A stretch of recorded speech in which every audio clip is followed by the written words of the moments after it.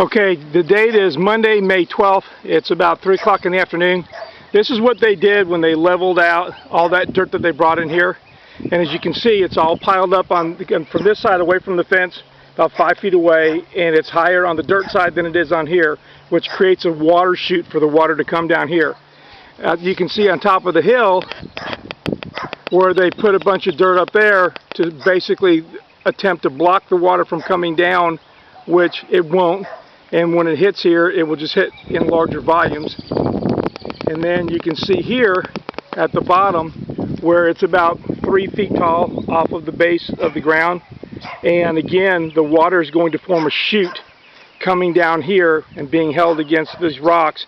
And that chute is going to come right back down to where it's come before onto my property, and to push out my fence with the materials that end up coming into here, as well as that water, when it goes over there, is going to be going through my neighbor's property into their property, coming off of that new dirt, because the other side of that dirt also has a high side which is going to act like a chute.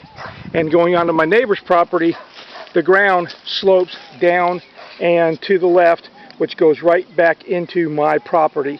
So everything they've done by putting this dirt in here and leveling it off like this and raising up the sides creates water chutes, because the water's got to go down one side or down the other side, rather over the top where the natural flow would gradually go over. In this case, it creates chutes like the rapids in a stream. And my neighbor sent a letter to my reply about changing this, about the things piled up in my yard and things that were in storage in my property. And this is the back of this trailer, and you can see what's back there. The entire thing is covered with, or filled with, materials and junk and wood and just piles of things that my neighbor was complaining about, that he said was on my property. So again, they've leveled this off. This is going to cause the water flow to change, and it's going to be created by the chutes that they've made here, pushing the water in here, because water goes downhill and not uphill. And the same thing will occur on the other side.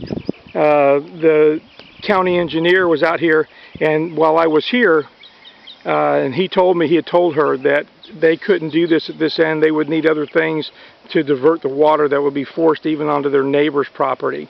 So, and again, all this has been changed by all this stuff they've brought in here and decided to do this with. It definitely alters the flow of water and causes that overflow to come into my property, and which will wash out my road right down there again, as it has for the last several years.